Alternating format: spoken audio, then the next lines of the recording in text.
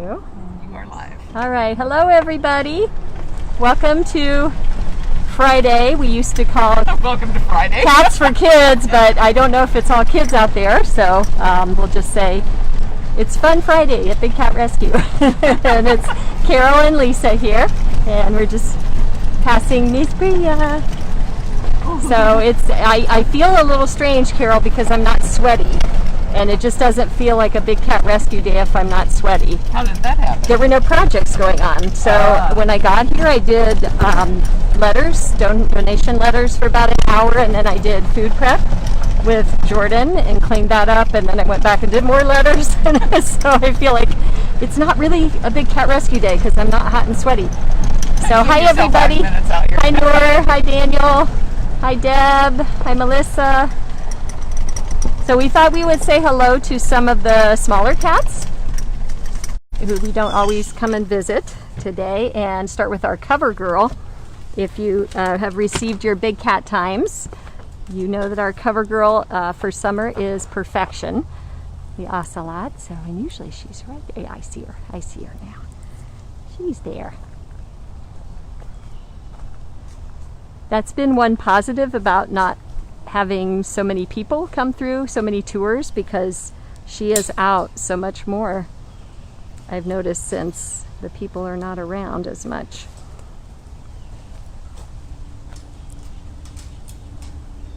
All right, there she is, beautiful girl. And Tut is demanding, yeah, Tut is being demanding. Hello, Tut. We will definitely say hi to you too, I promise, okay? So this is gorgeous, gorgeous Perfection, and Perfection is an Ocelot. And I have come up with a new name for her. I call her Mini Manny because to me she's every bit Manny the Jaguar, except like if you took a shrink gun and made him much smaller. She's got that same musculature, she's got that ferocity, she's just got, I feel like, everything he has, just in a very small package, small but mighty, right? She has been known to catch possums back here. I've not experienced that yet, but some of the cleaners have told me that she basically rips their face off. So she is 100% Ocelot. That has not been taken out of her, but just gorgeous. And unfortunately, that was what made ocelots come so close to extinction, was because of this gorgeous coat. So of course, what do people do when they see gorgeous in the wild? They think, I must kill it and have it for a coat, right? So that is what happened with ocelots and many other. Oh my gosh, you're so beautiful. Her eyes are just so intense and gorgeous. Beautiful girl. And as you can see, she's not very big, so you can imagine how many ocelots it must have taken to make coats. And oh my goodness, it's just, and the same fate, of course, for leopards and jaguars and pretty much any spotted cat, bobcats even, for their belly fur. So hopefully, thankfully, I think that fur trade is finally on a downward spiral, and soon to be, hopefully forever, not part of our culture. So, oh, you look so sweet. It's breaking the internet. You are just too gorgeous. Too gorgeous for words. Yeah, don't be looking at my fingers that way. Those are not chicken necks. I still remember the first time I cleaned in her enclosure. Boy, she was like she knew. I don't know how these cats know that you're a first timer. I guess they just think I don't recognize that smell, maybe, or that voice. And boy, she came right to the lockout I was trying to clean, and she was not letting me have any of it, were you?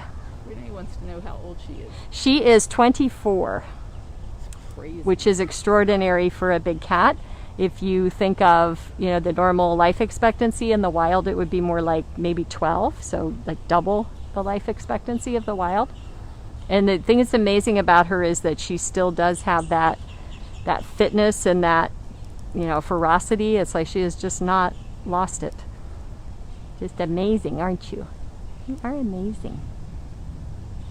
Love those eyes. I also understand that ocelots have the strongest urine and feces as well. Like, they are rainforest cats, so that's the reason why it's very sticky and strong, because it has to be so it doesn't get washed away every day.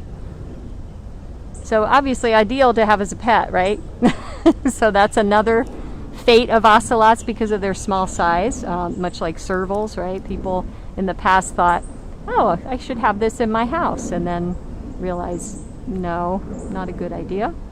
My husband always says you can't wash the drywall, you have to remove it. That very good point. That's true. Very good point. So yes, I do believe she's much calmer and much more happy to be out and about with less activity around here for sure. I think this is her saying 2 less people would be just Yeah, exactly. grand. That would be even better. So we'll go give King Tut some attention because he was talking to us when we first arrived. Hello. Hello, Tut. Hi. Hi. You going to make biscuits? Huh? You start making biscuits? So King Tut is a hybrid cat. And for those of you that are new to us, hybrid being between a wild cat species and a domestic cat, that unfortunately is a common practice. People want something exotic and different. That's kind of a natural human characteristic that we want that. But I like to say that let's save that for cars and jewelry and works of art and other things that we can buy. Let's not make living things what we choose to have as exotic. So Tut was left here on Feral Cat Day, actually. So he, again, looks like he could be, just a house cat. Why can't we just have him in the house? But even in spite of that look of the domestic cat, that domestic side is not what predominates. That DNA of the wild cat is stronger. And he is not going to want to use the litter box or eat cat food or any of those things we expect out of a domestic cat. Not going to want to snuggle. Going to use those teeth and claws. Which actually, he's one of the lucky ones because unfortunately many times the cats that we rescue as hybrids are declawed by their owners in an attempt to make them more domesticated. But he does definitely like attention. Every time we come by when we're cleaning, he talks to us and lets us know he's here. He's got a nice background there, got some greenery going on. Just a little bit of glint on his beautiful fur. Yes, he is gorgeous.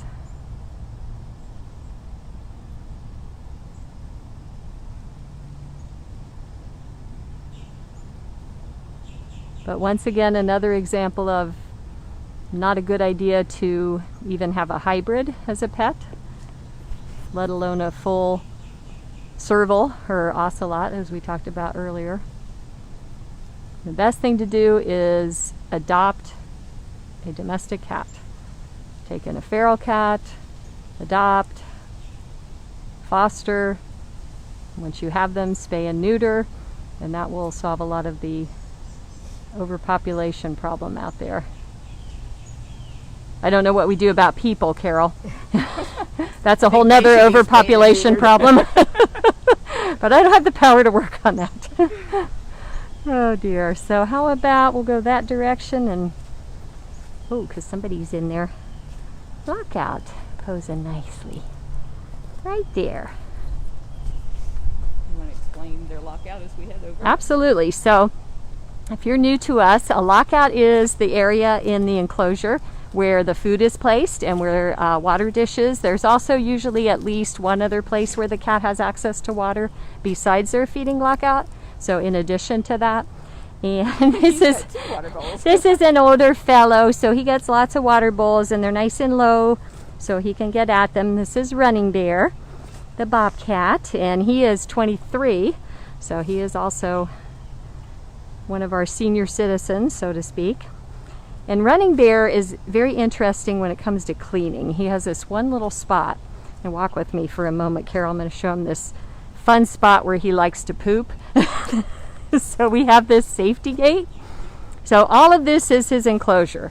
This all the way extending down that direction. All right. So think of like in your house, you have many rooms, right? You don't just live in one small area. So keep in mind where he is right now drinking water is just his lockout. So he has access to all of this, and this safety gate is what it sounds like. It's just for when anything needs to happen with the cats, like let's say we have to do a project and clean part of the enclosure or something like that. This is just another level of safety, another barrier. And so he likes to poop right in there, so that I have to get the pole all the way through the safety gate and back in there and then try to scrape it. Because of course the only way I can get it is right here at this wire, so it has to scrape it all the way across through the safety anyway. And you want to tell people why the cats want to keep their poop? Why do they want to keep it? I don't territory? know if I own and if I know the answer to that. Well, in the wild it would be to mark territory. Yeah, definitely. But why do we clean it up? Why don't we say, oh well, they would not do that in the wild, right? Nobody would come around and clean up after them, so why are we cleaning up here? Well, it can lead to flies, and flies can lead to bad things. When it comes to the cats, there can be an infestation that can really cause a lot of problems for them. So that's why we're very diligent about making sure that that's cleaned up, as well as if they happen to leave food that isn't finished, that could also produce flies as well. So that's the reason that we clean that up. In the wild, the cat is, like Carol mentioned, they're marking their territory. Which can be like many square miles. Exactly, and they're not going to be like staying where that poop is. You know, they're not going to live next to it. They're going to just move on. So it's not as much of an issue about the parasites. Why are you looking on the side of the pole? Is it better there? Is it colder there? So I was just telling Carol that I got curious while I was waiting, and I looked up the Running Bear Little White Dove song. He used to have a friend named Little White Dove, who was also a bobcat, and there was a song evidently like in '59, I think it was, that was Little White Dove and Running Bear. And I listened to it, and the lyrics are really nice. It tells a story of, it's like kind of like Romeo and Juliet with these two native tribes, and you know, they're looking at each other across the water. But I listened to the song, and it was like, I feel like there's this disconnect between the music and what the words are saying. So I am thinking that I might need to get to work on that and do something about that. maybe create something for Running Bear for another day. Can you show the different rooms of your house? Yeah, he's giving you the home tour here. What I think is so interesting about bobcats, as I'm here more in cleaning, is they're so distinct. They come in such varieties of sizes and coloring, and some of their paws are really big, and some of them have really skinny little tails, and some of them have shorter, stubbier tails. They're very distinct from each other. And they have such different voices. Their calls and stuff are all so Ooh, different. they really love, this is very cool, this spot under the platform. They got this nice soft sand to lay in. Looks like you've loved on that spice bag a bit there. So those of you who are new may not know about this, that paper bag that he's laying right next to.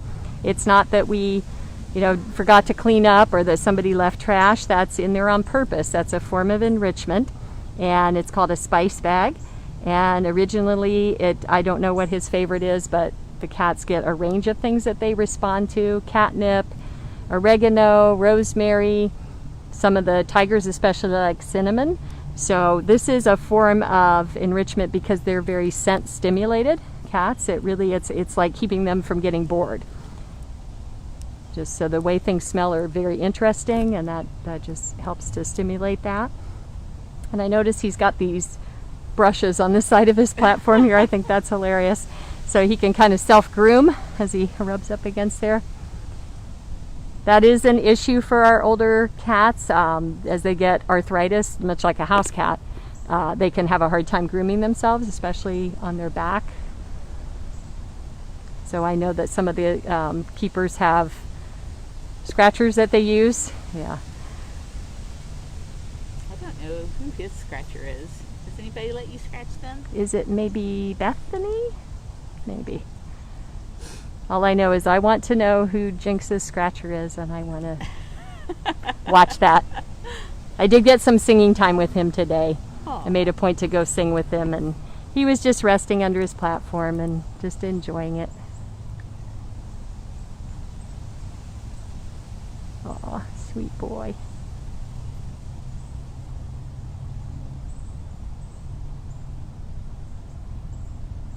And he looks pretty good for 23 as well. You're stunning. So there are lots of reasons why we're able to prolong that life. In the wild, the cats, of course, would not get veterinary care or dental care. If they had something going on like arthritis, they wouldn't get any medicine to assist with that. And of course, in the wild, it's survival of the fittest. So if you're slower and older, you maybe are not catching prey. They have their meals delivered every day, so I don't have to worry about that.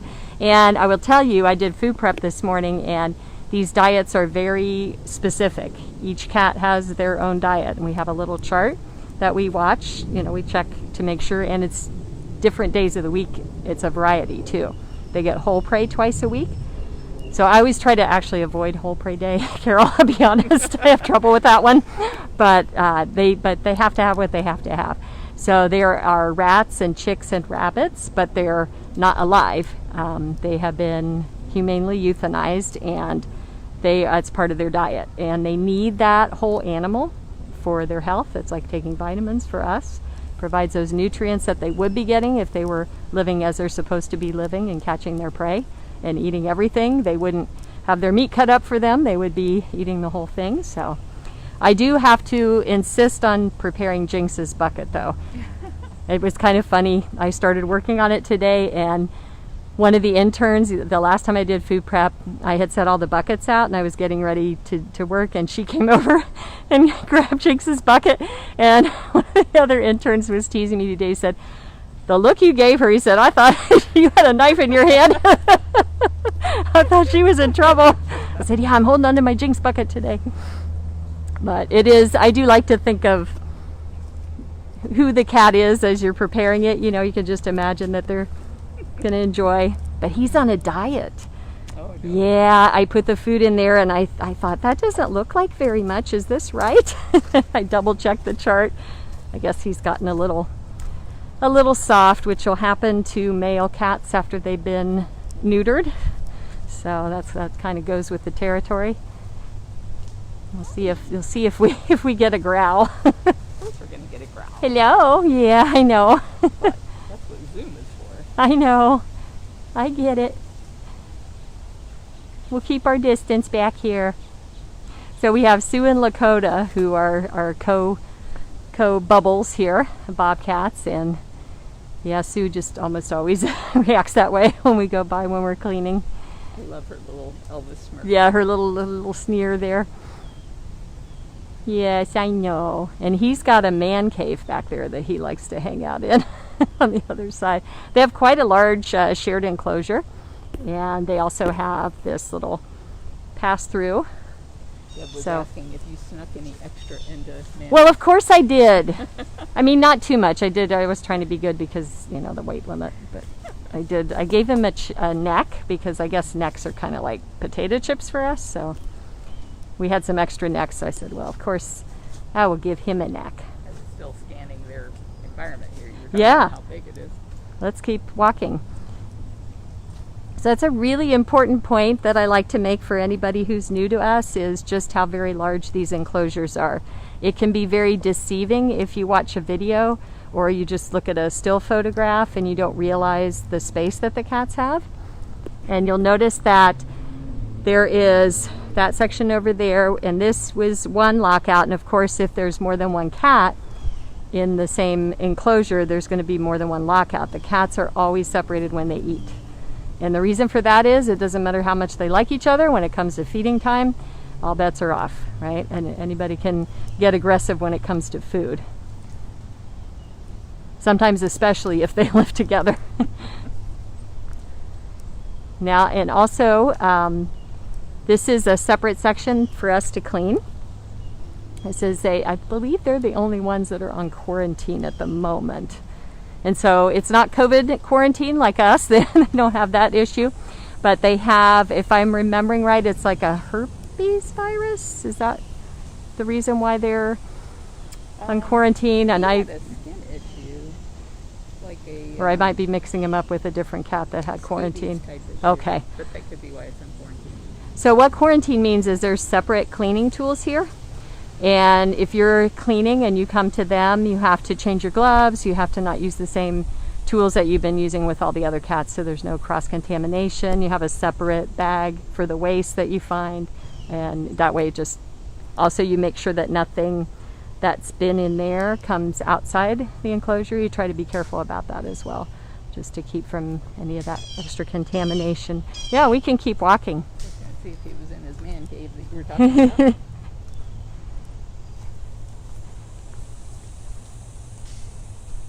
Are you going to be telling me the truth right back there? I don't know if it's better to go that way, or I don't know which side is better. He's up there. Maybe this way? Oh, I forgot, because they have that tunnel Yeah. across there, and then they have all of these over here, too. So it's quite extensive. And they're in 2x4 wire because they are such skinny little bobcats that we didn't think 4x4 would hold them. They are tiny. Yeah, if you think back to Running Bear, who we just saw, yeah, they're very different looking. Yeah, he's up there in the... There's another tunnel that joins all of that over to this cage. There's his little man cave. Here he is. Hello. Hello, handsome. Usually a little bit friendlier than she is. Yeah, you don't mind so much. Well, make a liar out of me. That's okay. And I think to me, they look like they could have been siblings. They have very similar markings and body type, and everything about them is similar. That would make sense. I think you're getting lots of love.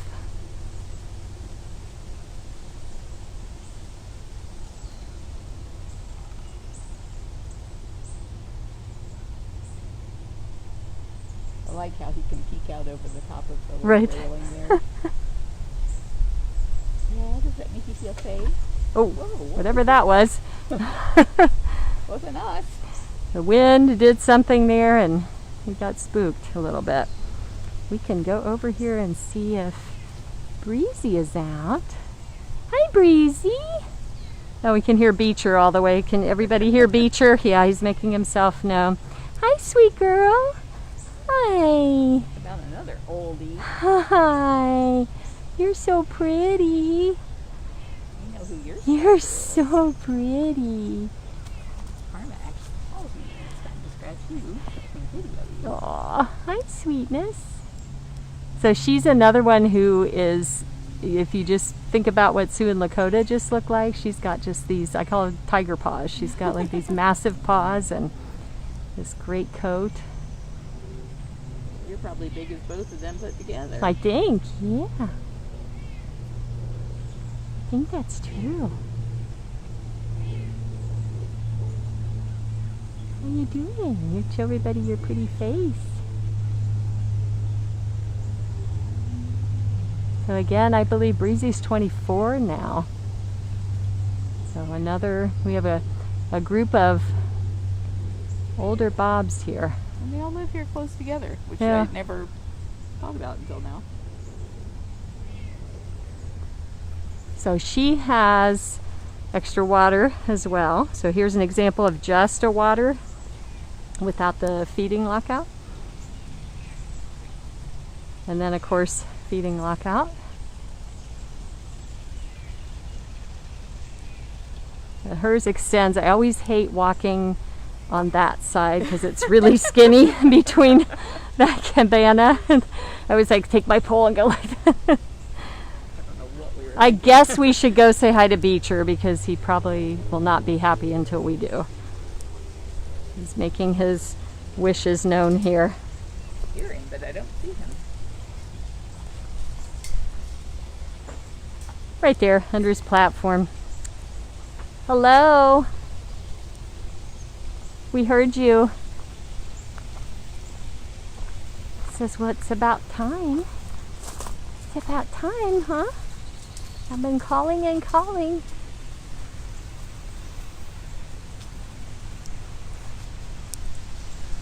Time for salad. So Beecher's another example of a hybrid between serval and domestic cat. And he was owned privately for 5 years before he was given over here to Big Cat Rescue. Owner finally realized that that was the best situation for him after many attempts to make a domestic pet out of him. And he does love to chew on his grass. And you may have all noticed him sticking his head out because he always thinks the grass is better just outside his enclosure. But you also notice that's what the cage wire is based on. So even if he can get his head through, he can't get the rest of his body through. So that's the determination, is that width of the shoulders and being able to squeeze through. There you go. Show him what you do. Just like that. Because there's just no grass in your cage. No, it's always more interesting when it's outside the enclosure. Right? You're being silly. Yes, we hear you. Yo.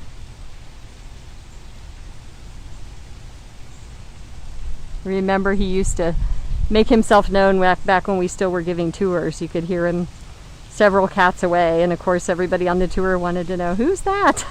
And I would try to get them, pay attention to this story right here.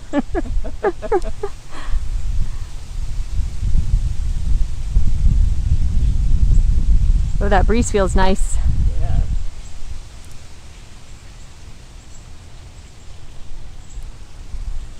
Well, we want to thank everybody for joining us today. So you got a chance to see some of our smaller friends here at Big Cat Rescue. I don't want to certainly not overlook them. So please join us Sunday for Singing Sunday at 2 o'clock. This week is Zucari, and I'm still not telling you the song. I have to leave something so that you tune in on Sunday, right? All right, thank you for being here. Have a perfectly awesome rest of your day, and we'll see you on Sunday. Thank you.